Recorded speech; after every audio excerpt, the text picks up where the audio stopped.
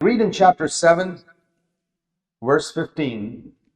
We move towards the end of Samuel's life. আর আমরা প্রথম শমূয়েল তার 7 অধ্যায় 15 নম্বর পদে শমূয়েলের জীবনের শেষ দিকের কথা পাই। Samuel judged Israel all the days of his life. শমূয়েল তার জীবনের সমস্ত দিন ইসরায়েলের বিচার করেছিলেন। And we read that he was frequently traveling. He used to go annually on his circuit to Bethel and Gilgal and Mizpah. আর আমরা পড়ি যে তিনি প্রায়ই ভ্রমণ করতে যেতেন এবং তিনি প্রতি বছর বৈথিল, গিলগল এবং মিসপাতে যেতেন। He judged in all these places and he was traveling so much এবং তিনি এই সমস্ত জায়গায় বিচার কাজ পরিচালনা করতেন এবং তিনি এত বেশি ভ্রমণ করতেন that he had not much time for his family. যে তার পরিবারের জন্য তার কাছে খুব একটা সময় ছিল না। Now, here is a warning for those who are serving the Lord and who are traveling so much that they have no time to bring up their children.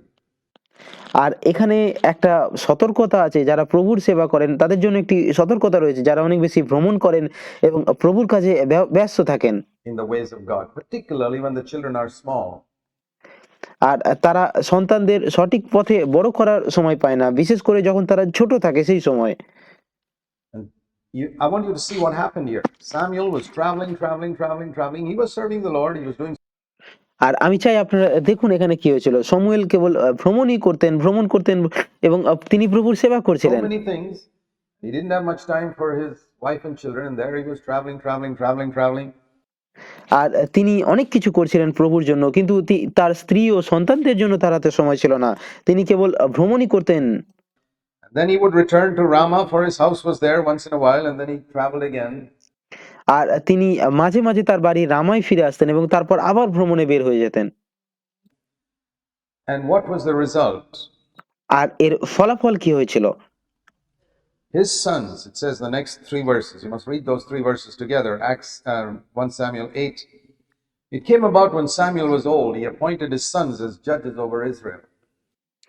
আর তার পরবর্তী এর ফলাফল কি হয়, তার ছেলেরা, আমরা পরবর্তী 3টে পদে আমরা দেখতে পাই যে তার ছেলেরা কিরকম হয়ে যাচ্ছে। প্রথম শমূয়েল তার 8 অধ্যায়ে আপনি দেখবেন যে যখন শমূয়েল বৃদ্ধ হলেন, তিনি তার সন্তানদের ইসরায়েলের বিচারক হিসাবে নিযুক্ত করলেন। That was a big mistake. আর এটা ছিল শমূয়েলের খুব বড় একটা ভুল। Samuel made mistakes too. এমনকি শমূয়েলও ভুল করেছিলেন। He had no business to appoint his sons as judges. God never called them. আর তার নিজের সন্তানদের বিচারক হিসেবে নিয়োগ করে দেওয়ার কোনো অধিকার তার ছিল না, শমূয়েলের ছিল না। ঈশ্বর তার সন্তানদের আহ্বান করেনি বিচারক হবার জন্য। And apart from that, it says in verse 3, his sons did not walk in his ways. এছাড়াও 3 পদে বলা হয়েছে যে তার সন্তানেরা তার পথে চলেনি, but turned aside after dishonest gain and took bribes and perverted justice. তারা অসৎ উপায়ে অর্থ উপার্জন এবং ঘুষ গ্রহণে লিপ্ত হয়েছিল এবং ন্যায় বিচার নষ্ট করেছিল। What do we see there? Samuel had preached to Eli how to bring up his children, and now he failed in his own house. আর আমরা এখান থেকে কি শিখি? আমরা দেখি যে শমূয়েল এলিকে শিখিয়েছিলেন কিভাবে সন্তানদের মানুষ করতে হয়, অথচ তিনি নিজের ঘরেই ব্যর্থ হলেন। In the way he brought up his children. তিনি যেভাবে তার সন্তানদের বড় করলেন সেই ক্ষেত্রে তিনি ব্যর্থ হলেন। Now, okay, if his children had grown up and they had left the home and then they went astray.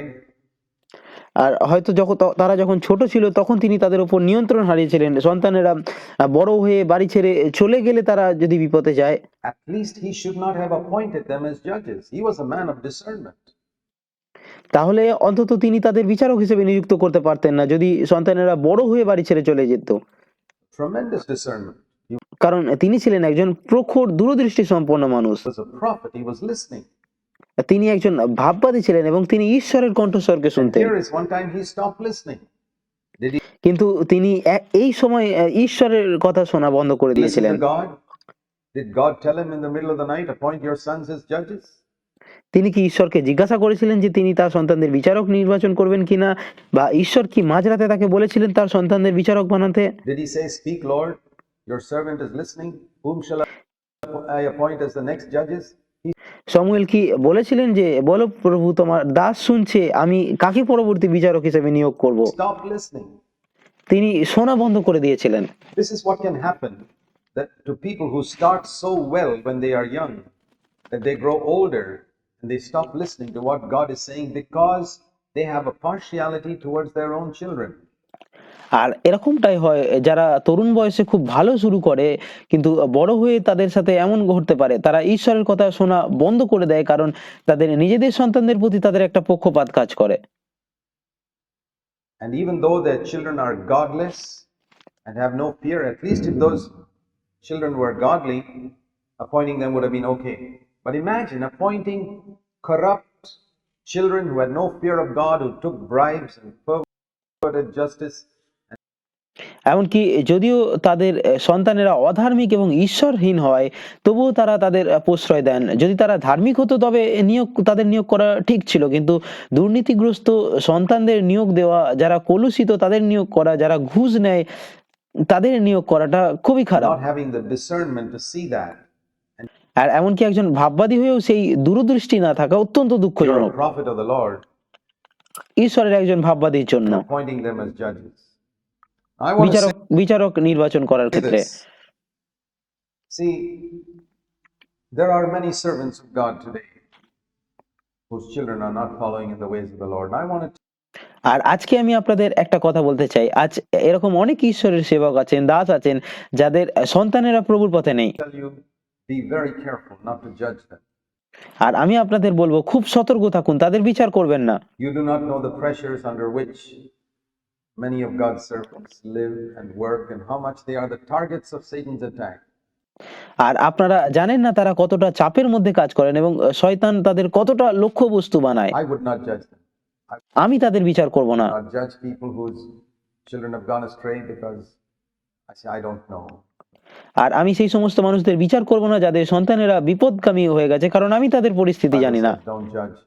Bible বলে বিচার করো না। If you want to do something for them, pray for them. If you can't যদি আপনি তাদের জন্য কিছু করতে চান তাহলে প্রার্থনা pray করুন, for them, at least don't judge them. আর যদি তাদের জন্য আপনি প্রার্থনা করতে না পারেন তাহলে অন্তত তাদের বিচার করবেন না। What the Bible does say in 1 Timothy 3 is আর প্রথম তিমথিও 3 অধ্যায়ে যেটা বলা হয়েছে আমাদের সেটা হলো, when your children are at home, if you cannot control them, you have no business to be an elder in God's house.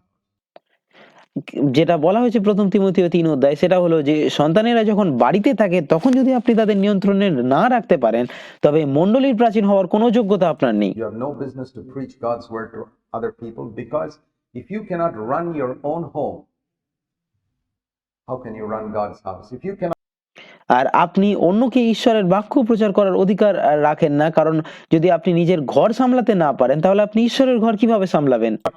control 3 or 4 children in your own home and make them obey you, how are you going to control 100, 200 people in God's house? আর যদি আপনি নিজের ঘরে 3-4 জন সন্তানকে বাধ্য করতে না পারেন তাহলে মণ্ডলীর 200 জন মানুষকে কিভাবে সামলাবেন? That is what 1 Timothy 3 says.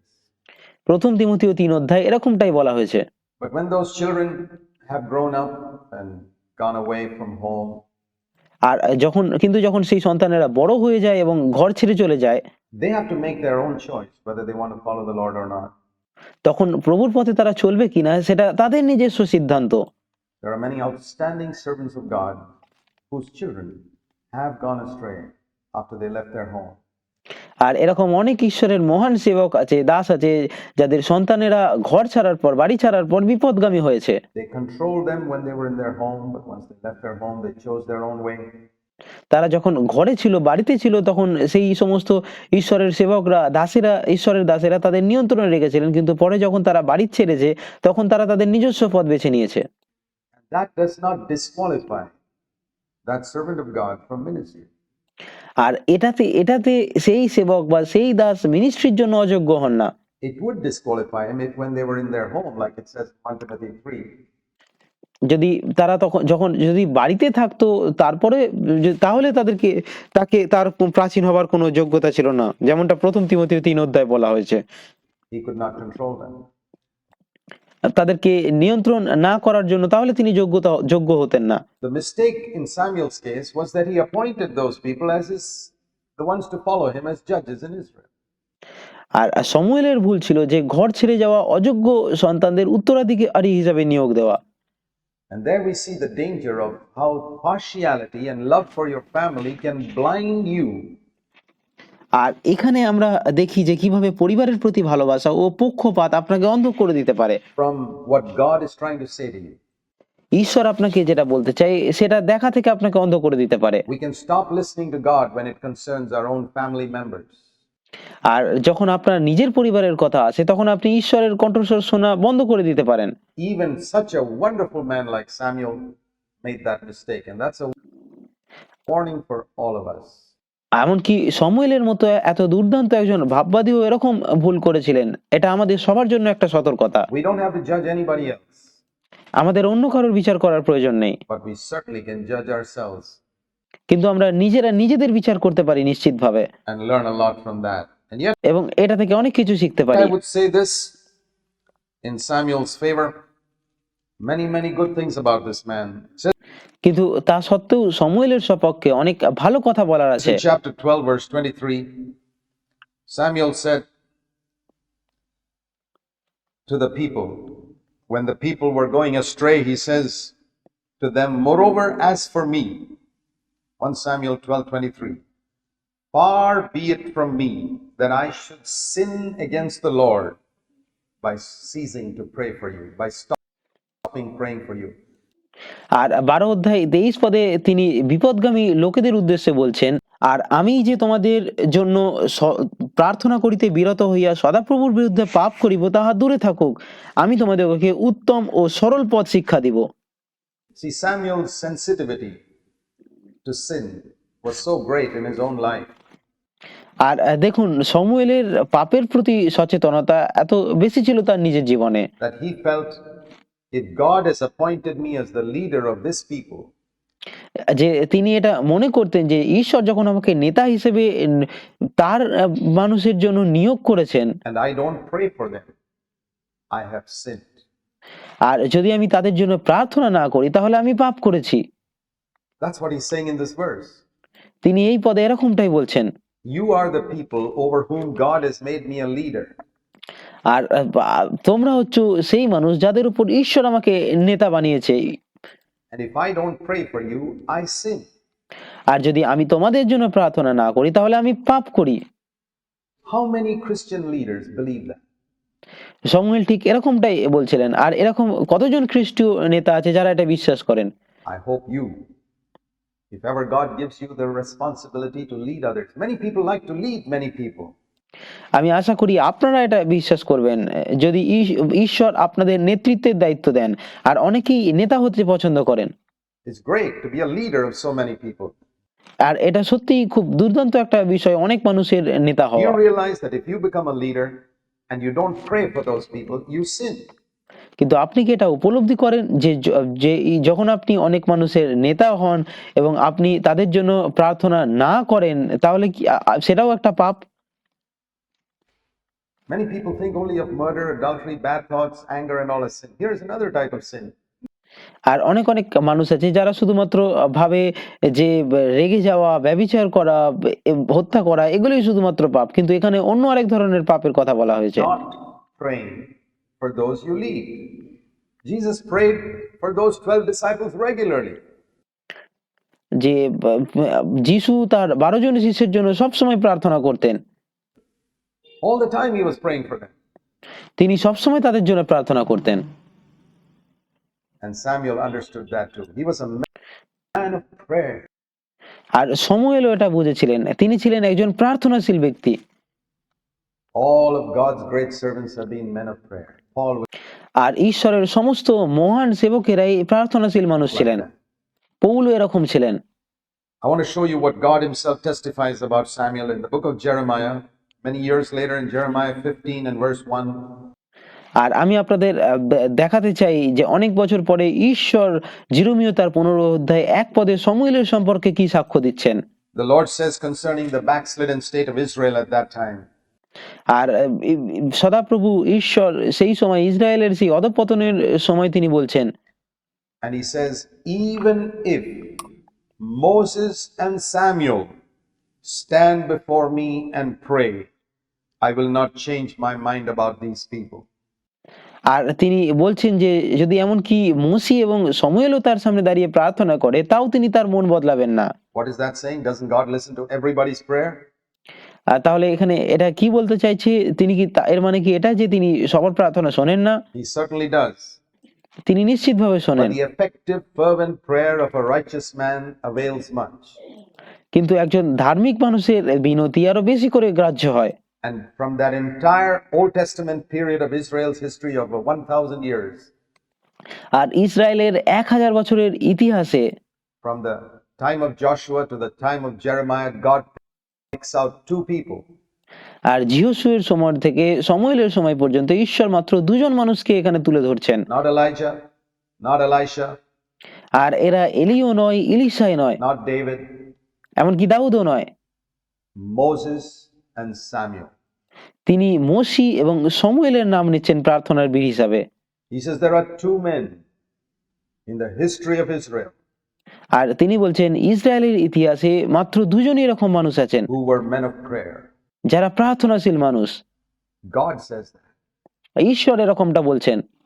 And he links Moses and Samuel together আর তিনি মোশি এবং শমূয়েলকে একসাথে যুক্ত করছেন as men who had power with him in prayer.